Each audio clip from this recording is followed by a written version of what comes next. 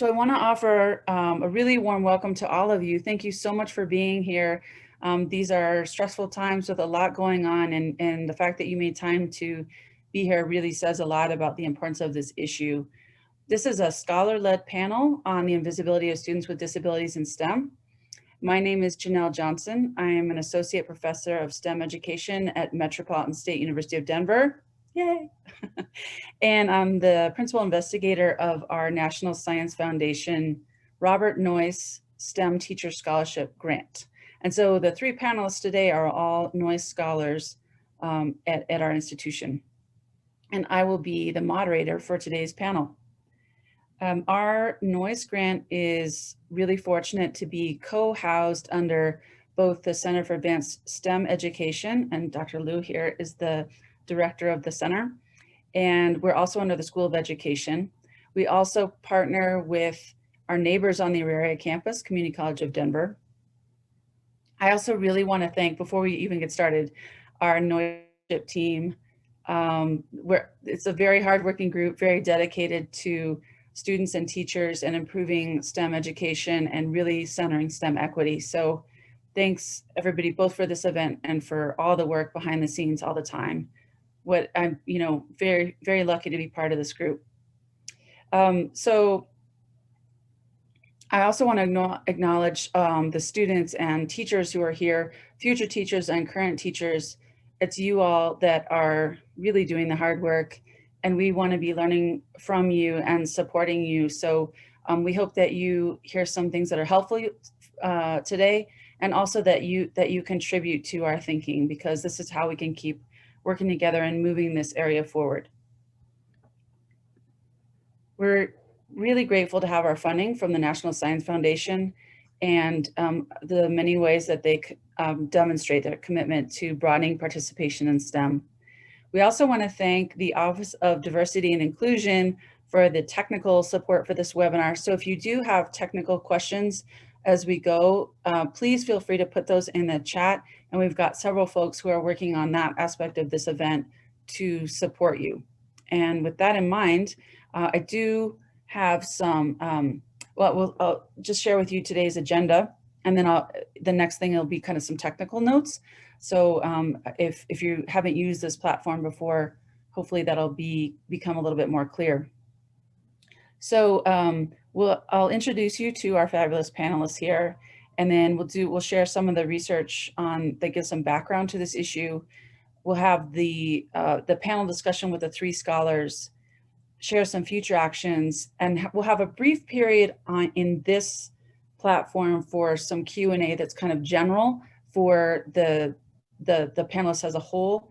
And then when we transition to the other Zoom room, which will, the link will be provided in a little while, you can have small breakout rooms where you chat with each of the panelists and with other folks interested in any of those issues. We'll also have a main room available. So that'll be a space that supports a little bit more interaction, okay? And then we also have created a Padlet, and Dr. Liu will be sharing that link to the Padlet at some different points during this session. And there is a space that we have the link to the survey that we'll talk about a little bit. We have a space for you to offer any critical feedback you have for us on the webinar or what we're discussing. And then you'll see some of the resources on there. So we really hope that you find that useful and engage with that. It's a nice way to network if you've used it. We are recording. That'll be the last time I say it. And again, we really are learners in this area. We know that folks are coming here with a lot of expertise. And so we did what we could to make this accessible under the constraints we had, but we have a lot of room for growth in this area. And so we really do want recommendations on resources and on how to make what we're doing more accessible in so many different kinds of ways. So on the technical side of things, if you want to change how your name appears in Zoom, you go to the lists of attendees and you'll see, if you kind of hover over your name, there's to the far right, there's a little blue box with a caret that says more, and you can change your name. So if you want to change to a preferred name or add your pronouns or your institution in your name, you're welcome to do that there.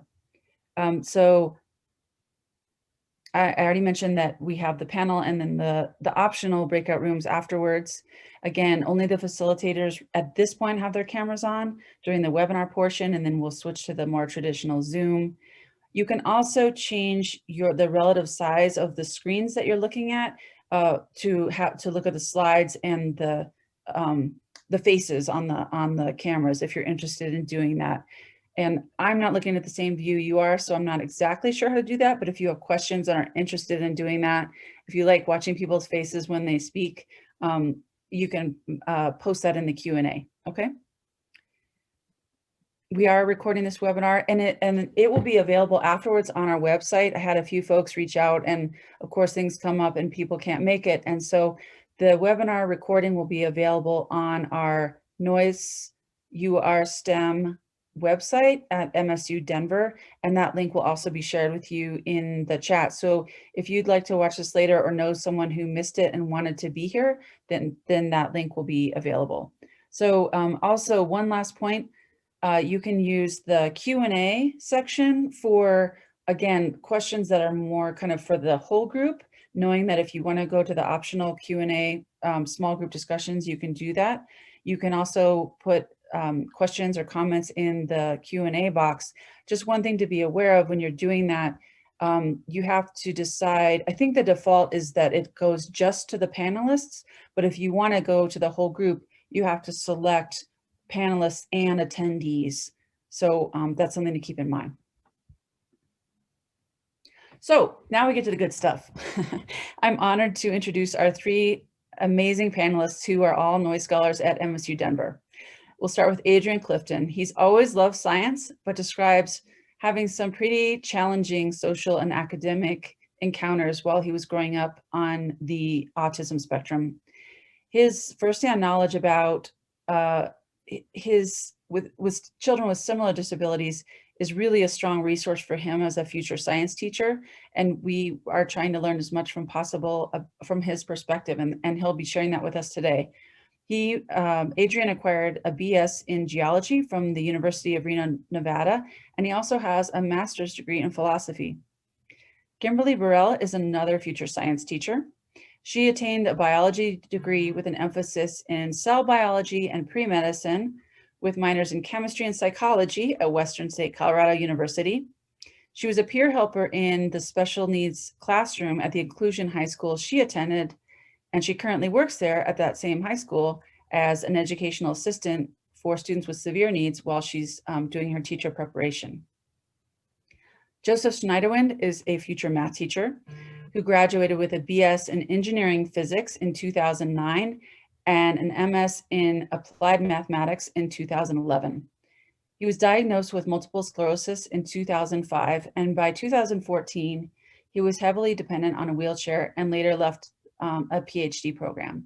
But all of that helped to lead to where he is now, and it felt very serendipitous to have these three scholars join our noise community and really highlight how much we needed to grow in this really important area. So we're very fortunate to have these folks and to be engaging in this conversation with them today. And I just want to say one other thing, that when we say student-led, we don't just mean the panel. This whole effort was initiated when Joe's reflection on his own educational experiences, this was last semester, led him to research the underrepresentation of students with disabilities in STEM fields, which really represents a problem of practice. He now has multiple publications and conference presentations on this issue. And Kimmy and Adrian are both going to be tackling this issue from their own perspectives this semester. So we're looking forward to that. We're hoping to get a really strong response on the survey that we're sharing with you. We ask that you respond to it and share it with your networks. We're, as part of this, and if you're interested, we are establishing a STEM equity research collective within our noise community, and others are welcome. This is very much open door.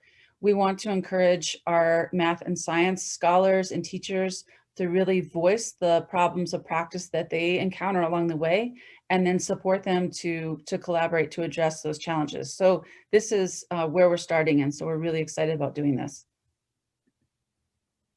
So on that note, Joe Schneiderwin is going to share the research that he has been doing on this issue to provide some background before the panel discussion. Thank you, Dr. Johnson. So as she mentioned, I started this just in her class in her multicultural education. And the amount of reception that we've had to it has just been kind of huge. And along with the number of people who have showed up here, it kind of validates that the work is needed and relevant. All of the work that I've done thus far has only been background work and starting discussions. So I think it's hugely valid.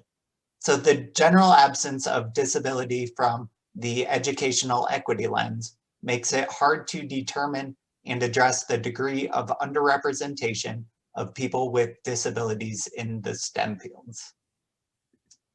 And so when I was looking at this, Universal Design for Learning, or UDL, such tools like that are very useful, but STEM programs often don't have the resources to support the full range of disabilities. They don't address the underlying implicit biases that contribute to the invisibility of the issue, and hence why we kind of call it an issue of invisibility. Another major factor contributing to the invisibility of disability is the type of literature available and how inaccessible it is for many practitioners, which I will discuss on the next slide. So we begin, I began this search, and then Dr. Johnson really stepped in and helped me out a lot with it. I started with a pretty extensive review of just overall general literature to begin, and it wasn't very surprising that there are many articles written in special education journals, in disability studies, and in medical journals, for example. But these journals are not particularly helpful to a mainstream educator. There is either no or very limited access. The articles in these journals are either not applicable, or they might just be too specific. So narrowing that down, sorry. I started looking at the general education and STEM education journals, and it turns out that there's quite a bit about equity, but disability is rarely listed in the part of equity lens, which is kind of concerning.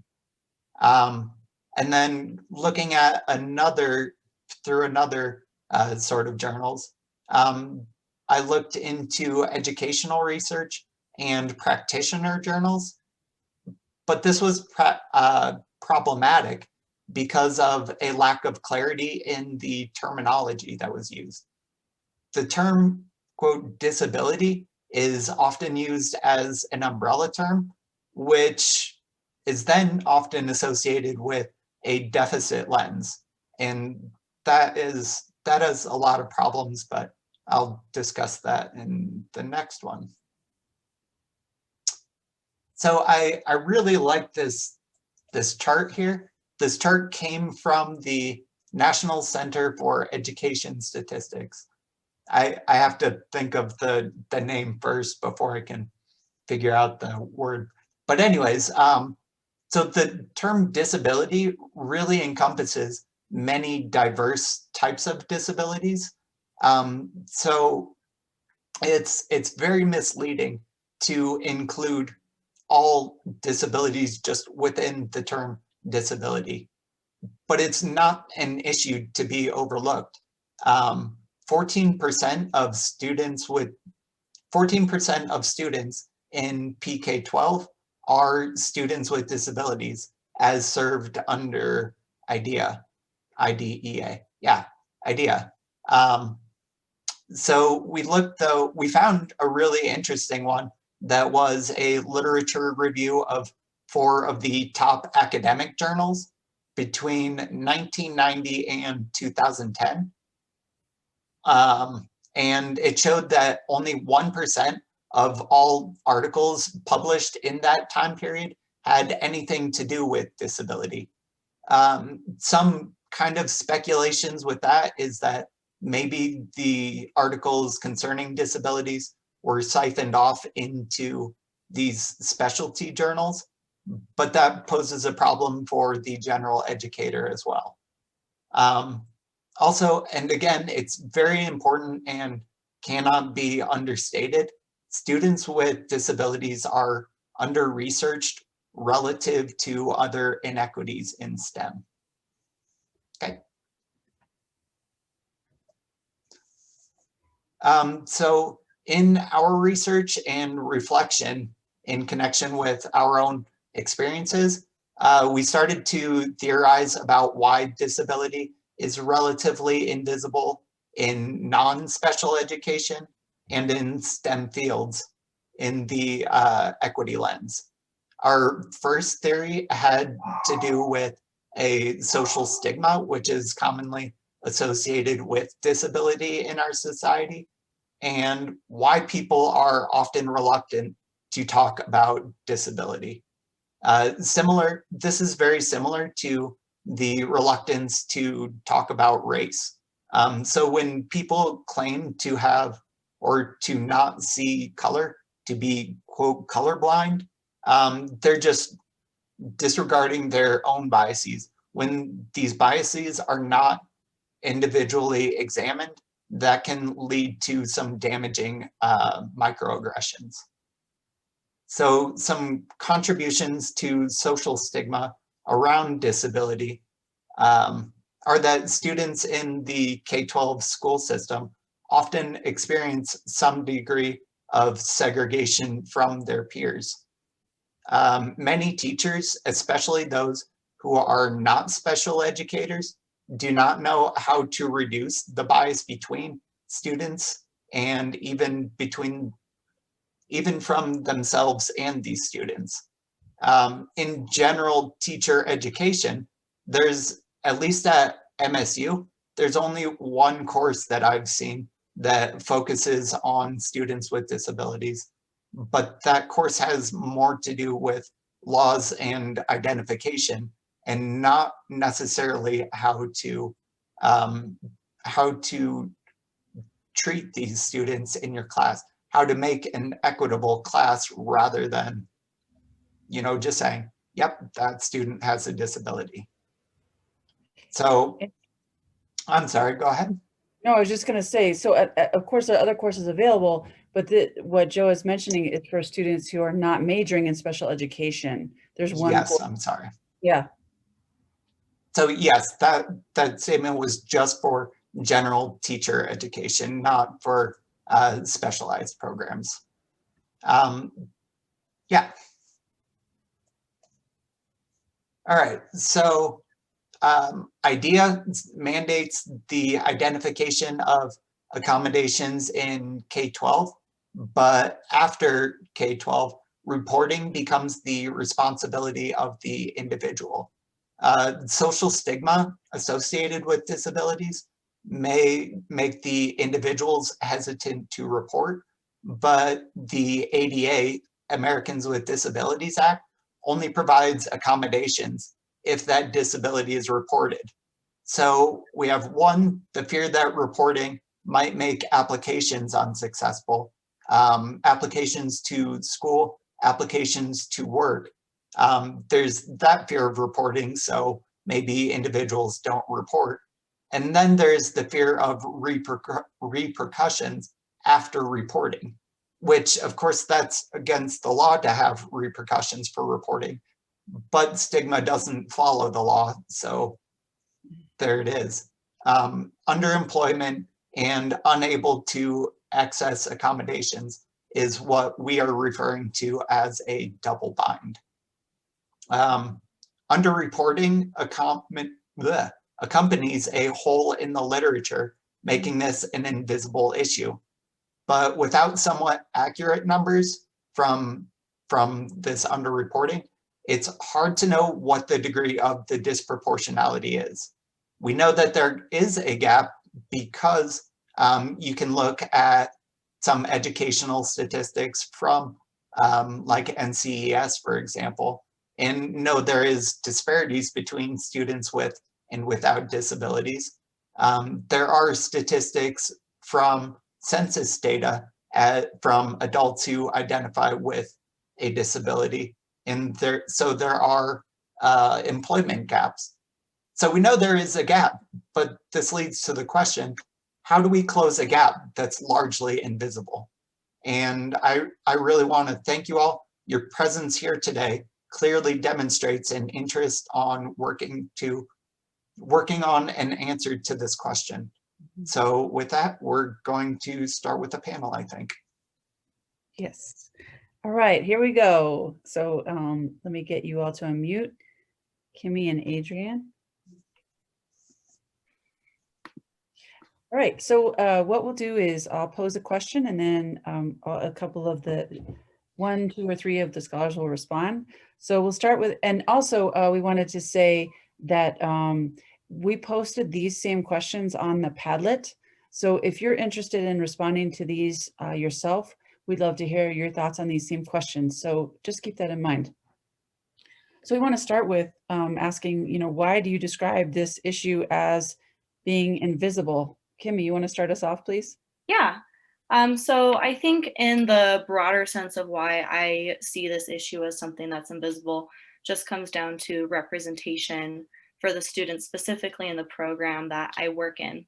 Those students have severe needs. However, they are in classes with the general population of the rest of our school at least 50% of the time, and that is written into their IEPs.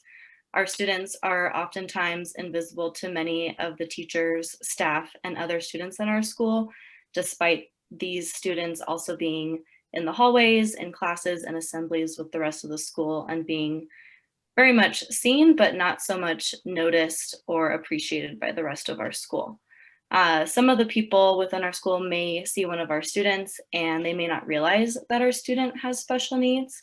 Our students sometimes have what we would call a hidden disability that's not, seen right as you walk up to them. And so that sometimes turns into some of the microaggressions that Joe was just talking about.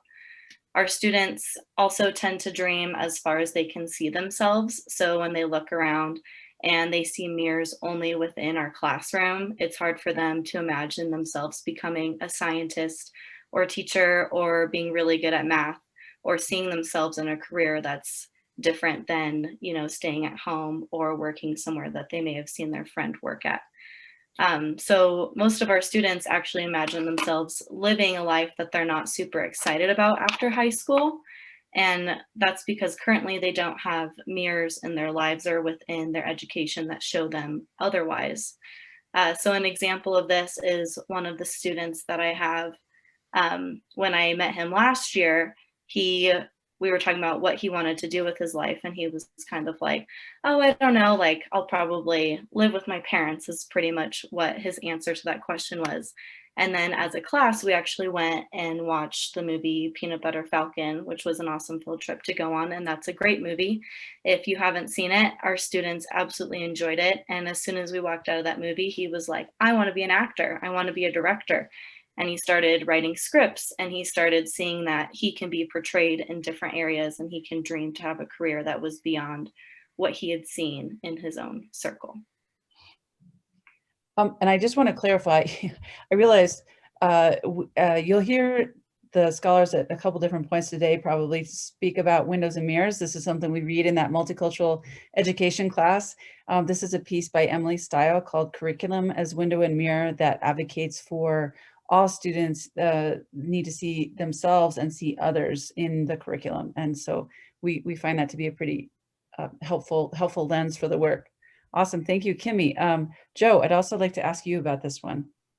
Yeah, so I talked plenty about how the research is a little bit unobtainable to, just the casual educator.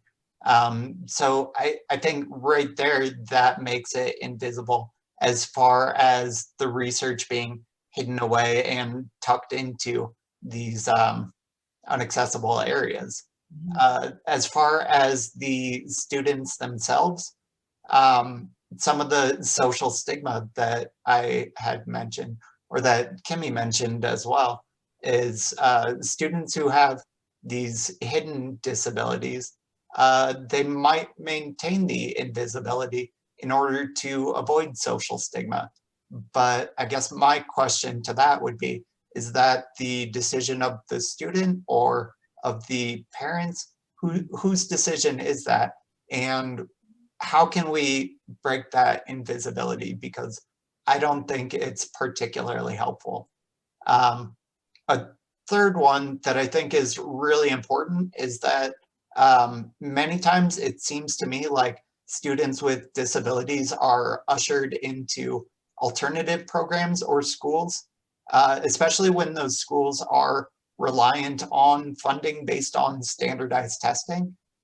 We can look at statistics, and students with disabilities are statistically, they score lower. So maybe if we just push them into something else, then the school could get more funding. So, I mean, it's those culmination of things, I think, really lead to it being an invisible issue. Yeah, I hear both of you talking about really tracking students with disabilities away from STEM fields, and a lot of factors contributing to that, and not seeing the problem, and then therefore not addressing it. So, all right, we're going to go on to our next question. So thinking about, for us as teachers, and a lot of folks that are joining us today are either teachers or future teachers, teacher educators. So what do you think that teachers in STEM fields need to know about students with disabilities? So I'll start this one. Thanks, Adrian. I believe that the most important thing, or one of them, is that students with disabilities can be very intelligent, and many, especially those on the autism spectrum, can truly love the STEM fields and become very obsessed with them. However, because they do not learn the same way as other students, teachers and people who don't know about these disabilities might think that they're stupid, and the kids, if they're given low expectations, they're going to internalize that negative reinforcement, and they're going to come to believe that they can't succeed even though they could. I think that additionally, it's important that teachers be willing to try new things to help these kids. For example, group learning and group discussion are very important, but for kids who are autistic, that can be overwhelming for them because they have difficulty communicating and they have difficulty understanding body language, so it might be better to let them work on their own. Unfortunately, there seems to be a general lack of knowledge about the various disabilities that students face, and you can add anxiety and depression issues to that. There's just a failure of the school system as a whole to properly educate general educators, not just in STEM fields, but yes, in STEM fields, on how to both identify students with disabilities and how to reach them so that they can learn. As a consequence, teachers can just feel overwhelmed. There's very little resources that they could turn to that the school system provides for them to learn more about the subject. And since the system offers no resources, most just don't bother because they're already having a lot to deal with. Right. For example, when I was a parateacher, I worked with a second grade student that clearly had dyslexia. Now, he was a part of a class that was about the standard size, 15, 20, and the teacher was just unable to do much to help the child. She didn't know what to do, and her problems were compounded because the child's parents were ashamed of his disability. The teacher told me as much, and they were unwilling to give him extra helps, such as the intensive learning center. And so essentially, what would happen is I would sit there with the kid, help them as best I could, but I, as a parateacher, wasn't giving any training either. So essentially, I was just used as a sitter so that the teacher could teach the rest of her class. I think that we need to raise awareness of these problems and get resources to teachers so they can be informed enough to help the students with disabilities. Great responses. Thank you, Adrian. Kimmy, would you like to add to that? Yeah, I think it's kind of funny because Adrian and I both come from sort of different areas, but we both have like the same exact first point. Our students are super smart, and you can push them to try a harder problem or to think deeper about a question. One of the teachers at our school who we just absolutely love and who I think is a great model of inclusive teaching in a STEM field. Even this last semester, I brought a student into there and I had him start taking some notes on the PowerPoint, and this teacher walked over and was like, "Oh my gosh, he writes so well." And I was like, "Yeah, he's awesome. He's the smartest kid I know, honestly." And this teacher was just amazed because by the end of the semester, the student that I was working with had actually memorized every single animal that we had talked about, which was like 10 a week, and the scientific name for all of them. We were taking all of the quizzes with the class and the tests. And this teacher was just kind of shocked because he had never really known what to do with most of our students and that they could perform at such a high level.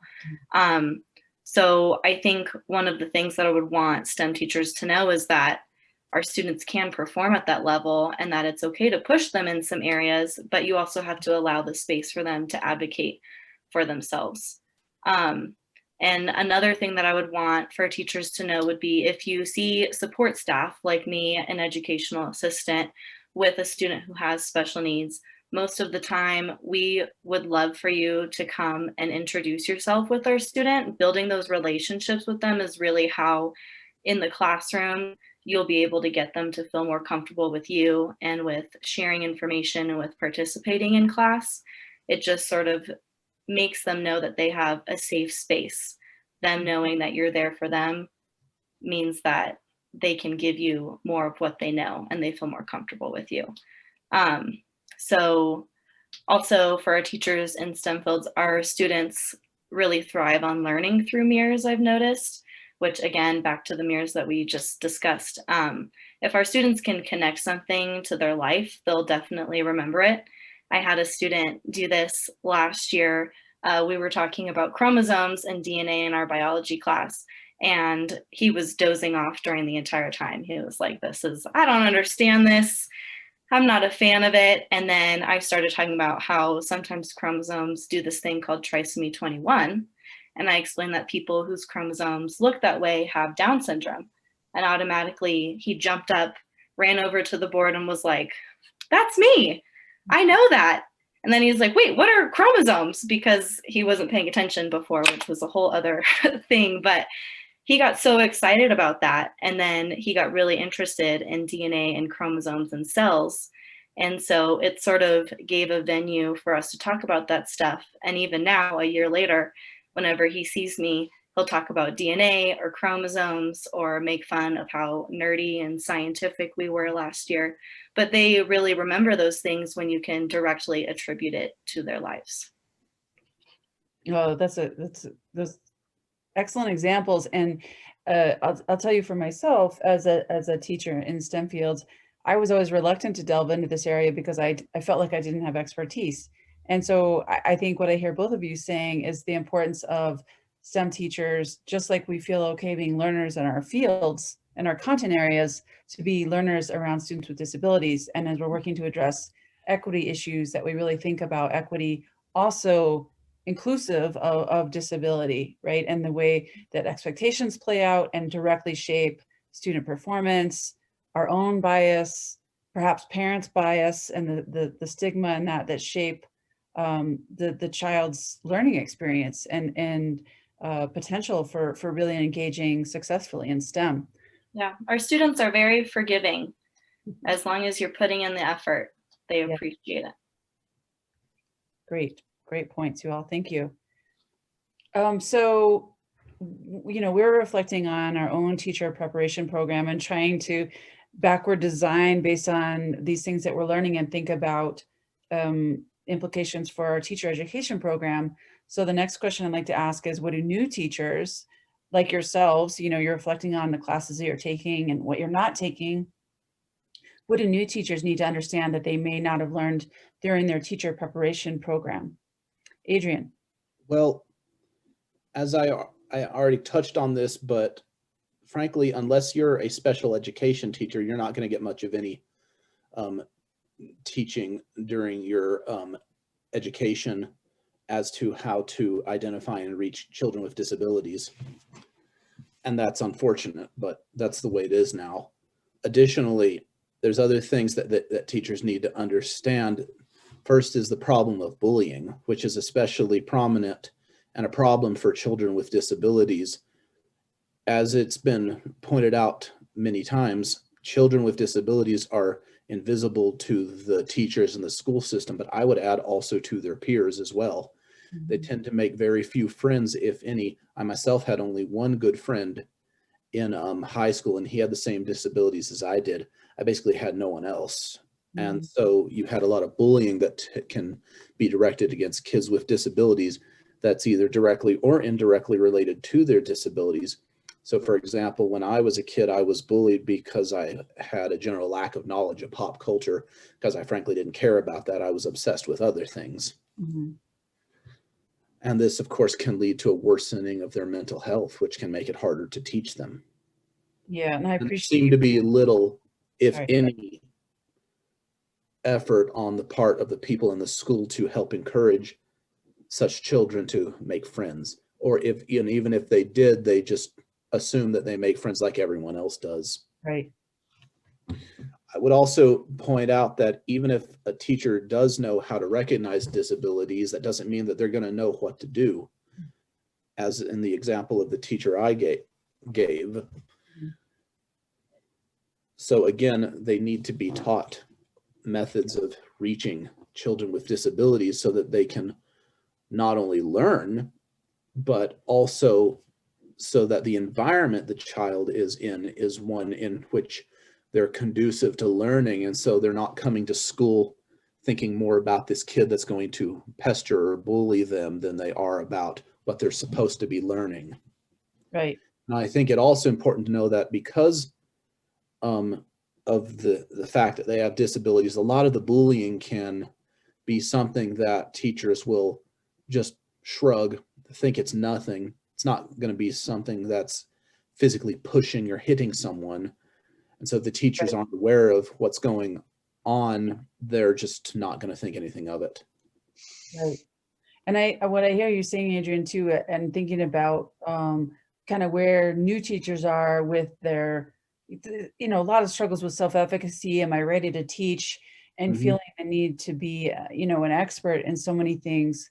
But I think in this area in particular, knowing that it's okay to not be an expert and to recognize that you don't know what you don't know, but, you know, circles back to part of where this problem and this hole in the research that Joe was talking about is, then where are the helpful resources, right, for general educators, for STEM educators, because they're, you know, I think that that's something that's really problematic. And so it's hard to find those answers. So I think as a whole community, this is something that I really hope that we can work on together. So our next question is thinking about teaching in the STEM fields. So, and when we're thinking about preparing folks with disabilities to become teachers in the STEM fields, what are some of the aspects of that make it especially challenging? And Joe, this is something I know that has been on your mind. Mm-hmm. So I'm in my student teaching semester right now, and I'm really getting hit right up front with the fact that there is a huge expectation of teachers. But this is hugely complicated by the fact that I have a disability. So many of these expectations are hard to achieve, or I'm not even sure how to get there. I mean, we've mentioned the aspect of mirrors. Just I haven't really been able to find the kind of mentor to look to and say, oh, here's how he or she did it. Here's what I can do. So in schools, though, policies beyond the ADA, which is kind of a legal requirement within schools, they may not be present, and as such, support may not be present either. I think personally, I would have few hesitations about teaching in an English classroom. Not to rag on English, although kind of, because go STEM. No, I'm kind of terrified of becoming a STEM teacher. I have been finding kind of perhaps unconventional ways to teach, but I'm very, very scared, and not scared so much for myself, but for these students that I'll be teaching, because am I providing lesser education than they deserve? I realize that teaching a different way is not teaching a worse way. It's just not something that I'm used to, nor is any other teacher that I've been able to find. Mm-hmm. So that's a difficulty for me. That's a challenge. Yeah, and one reason too why we're so glad to see this level of response to this conversation and to really participating in a larger conversation, because I think we need to reach beyond the local to really answer those fears. And you know, honestly, how this started, Noyce asked us to report on the number of scholars with disabilities, and you know, we were finding some real challenges, like, well, we would like to recruit some scholars with disabilities to our program, but we're finding these limitations, these structural kind of limitations that Joe is mentioning. And so it's a real struggle that requires some pretty high level attention and some national dialogue, quite frankly, to assuage some of these fears and, you know, address the actual problems that our students with disabilities are facing if they'd like to become teachers in the STEM fields, because we certainly need them. So thank you for that, Joe. So the next question is about, let's look to some of the positives. What's some good stuff you've seen? What are some promising inclusive practices that you've either experienced or that you've observed? What are some good things that we can share? And again, we're hoping that you folks that are here will share responses on the Padlet. This is a nice way for us to exchange this. But with the panelists, let's start with Kimmy. So one of the best inclusive practices that I've seen, the best model for inclusion within a classroom, is always just going to be a teacher who welcomes our students into our classroom and just tries to put forth the effort in building a relationship with our students. This may mean having a lot of communication with the educational assistant assigned to them or any of their support staff, as well as giving opportunities for the student to advocate for themselves within the classroom. Our students, for the most part, thrive on structure. We love a good schedule in our classroom, and we often go over our plan period by period. One of the students that I work with on a day-to-day basis, every single day we come in, we write the same schedule, we do the same thing throughout our period, and we check them off, and we make sure that we're doing those things, because then he has the tasks of what we're supposed to be doing during that class period. Our students also often in a classroom setting prefer to work by themselves or just with their support staff. However, some of our students do thrive on having a group when they're completing their work. So that's another area that you can give our students the option to advocate for their needs. And with this, most of our students will not advocate for those needs unless they're asked about it. They're not just going to jump up and say, hey, I want to work by myself. You may have to come over and talk to them and see what they're comfortable with and give them those options to advocate for themselves. Similarly, most of our students will not just walk up to you and start a conversation with you or a peer, but if they're prompted, they'll probably be more than happy, and they've probably been waiting to go join that group discussion. But oftentimes in our classroom, our students feel like they have to get permission to do that, or they have to be assigned it as a task. So to sort of open that relationship between our student and the rest of the students in the class, or with you and our student, sometimes that needs to just be opened up in a different way. In a class where you may have a student that has severe needs, like where I work, we love it when you invite our student to introduce themselves to the classroom, or if you even introduce them to the class yourself. Oftentimes, especially like on the first day of school, we walk in a little bit late and we've missed introductions, or a student doesn't have the opportunity to say who they are. And so we sort of walk in and all the rest of the kids in the class are like, who is this person? And why is there this lady with them? And it's kind of awkward, and the other students don't really know how to form a relationship with our student coming into the classroom like that. And so bringing the attention to our students oftentimes makes it easier for our students' peers to understand that they're there, notice them, and oftentimes form that relationship within the class. Those introductions can look like, hey, we had a new student just walk in, this is so-and-so, and the person that's with them is just gonna be in here. Her name is Miss Kimmy, or whatever, something like that, and just give them the opportunity to be introduced to the class, and also asking them prior to that if they would like to introduce themselves. Mm-hmm. Kimmy, I love what you're saying, and I think that, you know, there's really been a theme across all of these responses about the importance of relationships and really the social aspect of it not being separate from serving the needs of students with disabilities, but actually really the fundamental. And so I know also that you've talked about that, you know, there's no one recipe that meets all of student needs. And I think why I'm so grateful to hear the perspectives from each of you. You're not answering like, how do you solve this big problem? But you're saying, from my perspective or my experience, this is what I've seen that's been effective. And so I think that that's something really to learn from. We're going to go into, I want to make sure that we leave time for questions for the whole thing before we go to the Zoom room. So I want to ask about that social piece, the stigma. Joe, can I have you respond to this one, please? Yeah. So I know it's been mentioned before, this idea of microaggressions. Mm-hmm. An example that occurred to me kind of recently was, and because it occurred to me, I really doubt that it's unique.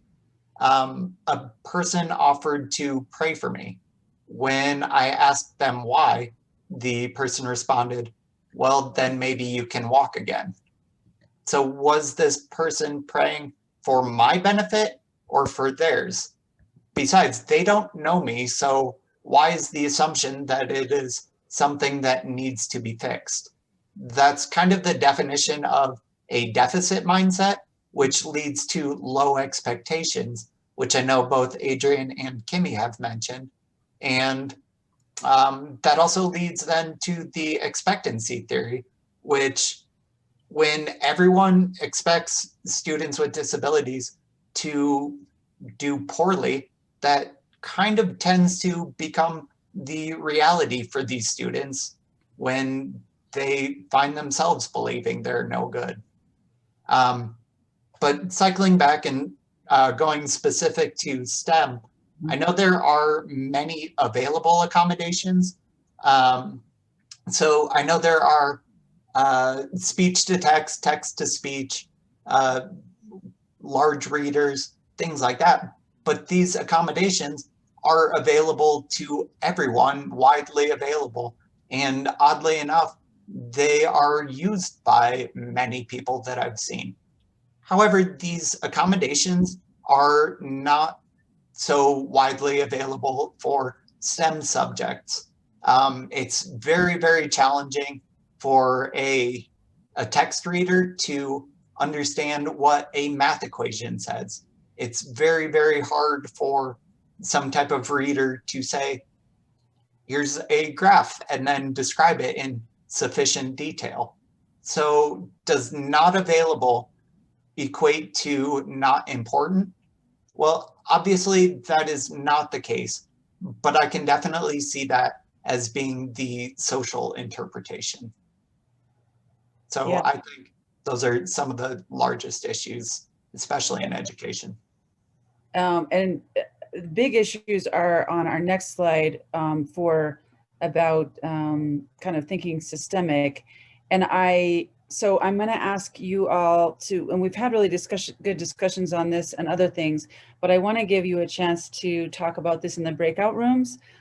So Adrian, you've talked about this some, but let's get our, I think we should take a couple questions from the panel, from the participants for the panel as a whole right now. And then as we go into transition to the Zoom breakout rooms, then we can get more into this, in smaller groups and with more interaction. Does that sound okay, you all? Okay, awesome. So we do have some things that we really recommend as actions to consider to address this problem. Again, we've talked about really being okay with being learners in this area, not feeling like we need to be experts. As we do STEM equity work, that we're really thinking about, including disability as part of that lens. You've heard the theme here by the panelists of the problematic nature of some of the terminology and being really clear on that.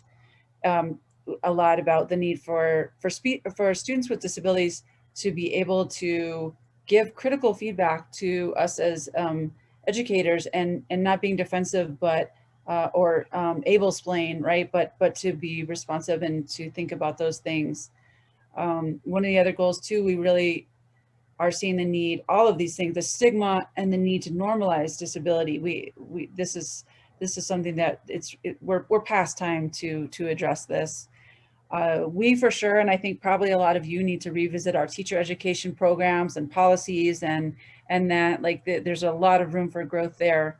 And also really an important need to contribute to not only the research literature, but the practitioner literature. There has to be places for, regular education teachers to find resources on these issues, and not just that this is siloed in special education. And we would advocate, if any of you are interested in contributing to the literature, that your starting place, your issues that you're examining are based in teacher and student problems of practice, rather than maybe what we're interested in as academics. We do ask you to share our survey and use and build the Padlet. I've been seeing the responses come into the Padlet, which is awesome. You all, thank you so much. So I want to hear, if we can hear what key thing do each of you want to say while we're here in the group, and then we'll take a couple questions and then we'll transition to the breakout rooms, okay? So Adrian, let's start with you. What's your final takeaway thought? I think the key thing is to just raise awareness and explain to people why this is important. I think it's important to note that it's not just the school system that places, currently anyway, little value on educating people to help those with disabilities, but it's also society in general that doesn't really value raising awareness of this issue. Yeah, excellent. Thank you. Kimmy. So I think my biggest point would just be to remember that disabled does not mean unable, and that our students don't like limitations placed on them. Great, thank you. Joe, what about you? I think my biggest takeaway is just really try to avoid the broad umbrella term disability. That what falls into what helps with one category of students will probably not help with another one. So avoid that just broad umbrella term and don't approach solutions with that same mentality. Awesome, those are great points. Thanks, you all. So we want to say thank you to you all. We're going to go ahead and take some questions in the chat for general purposes here, and then transition to the Zoom. There is all of our contact information if you'd like to get in touch directly with any of us. I think we would love to talk with you. This is really exciting to have this opportunity. So let's take a look at the Q&A. So Patricia asks, she's curious about what other schools and other faculties experience with their disability resource centers during the pandemic. She says that they are using Zoom and it presents significant disadvantages to many learners. the standard accommodation has become time and a half, and that does little to address students' challenges. I don't know if anyone has the answer to this question. I could, This would be a great thing to talk about in the breakout rooms. So this would be a really good opportunity. And also the breakout rooms and or sharing these ideas in the Padlet. If anyone has figured out these challenges, please share the wealth. That's an excellent question. Thank you, Patricia. Yeah, and she also says we need a general list of resources and getting stuff out there. It is tough when when Joe started his literature review and got a little frustrated, was checking with me, and I was looking for stuff too. And you know, some of our resources are from like 1983, or it's pretty sad, you all. We need some work. So Erin asks if we have any comments about how to support students in developing their self-advocacy skills. So as you all make some notes, you all, when you go into the breakout rooms, this would be good to talk about the Zoom piece, and then also self-advocacy. All of you have talked about that. That's a good one. So especially in light of the fact that in post-secondary education, students have to request their accommodations. We've had this conversation, and work with their local disability service offices to get their accommodations. There's a big change in services between K-12 and post-secondary. I think it's almost a cliff, isn't it, Erin? It's, yeah, you go from the supports, and not saying that the PK-12 system is perfect, but then all of a sudden they hit that mark at 18, and you have to have all the answers and know how to navigate. And we certainly see in our institution that a lot of students don't know what they should be asking, or what the resources are, that kind of thing. And so that would be a really good thing for you all to discuss in the breakout rooms as well, and or on the Padlet. Okay, so Dr. Liu, are you shepherding us over there to the other rooms? The other room is open, so anybody want to jump into the breakout room can just follow the link. Okay, so for those of you who choose not to do that, we want to say thank you so much. So I think we'll all kind of migrate over there if we want to continue the conversation. If you have any technical challenges getting from one space to another, stay on, and Dr. Liu will and Jeremy will assist you with that. But if you're interested in continuing this conversation right now, let's head over there to and I got to find this in the chat, to the breakout rooms. Okay, thank you all so much. I'm looking forward face to face. Thank you all. Thank you. you're supposed to find out which breakout room is which. Well, I got to find the link first, so we'll get it in the chat. I think it'll put us into breakout rooms once we go into there, Adrian, but I'm not sure. Kimmy, you need to go to your room called Kim. Okay. I haven't opened it yet, so I'm not sure. I didn't want to leave until we figured it out. So you need to go, and under your toolbar, you will say join breakout room. Okay. And you get to choose which breakout room you join. Oh, cool. Awesome. So we click on that link and then do that. People there should direct you. So you three need to go there and just join the breakout room.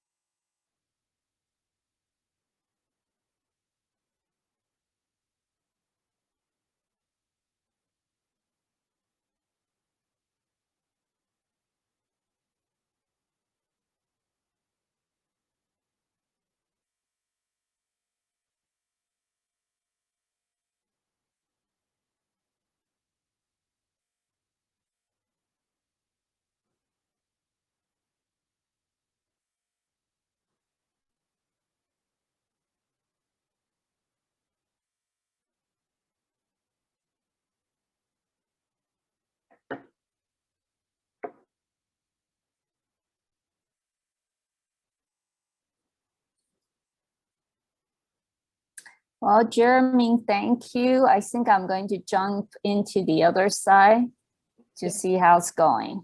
No problem. And I'll wait here for Okay. anyone else who might need it for a little while. Okay, thank you. Yep.